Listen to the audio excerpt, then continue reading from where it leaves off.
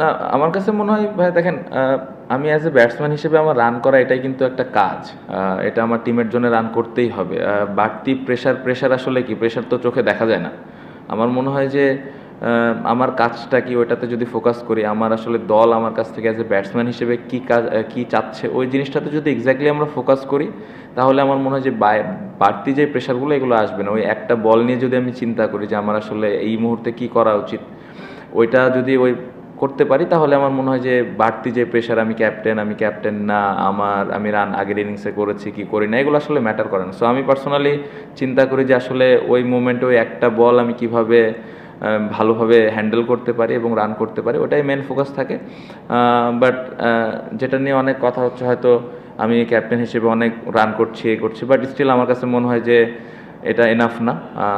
আমার অ্যাবিলিটি অনুযায়ী আমি মনে করি যে এর থেকেও আমি বড় বড় ইনিংস খেলার মতো অ্যাবিলিটি আমি রাখি। সো আমি চেষ্টা করছি যে এই জায়গাগুলো ইমপ্রুভ করে আরও কীভাবে আমি অ্যাজ এ ব্যাটসম্যান হিসেবে কন্ট্রিবিউট করতে পারি।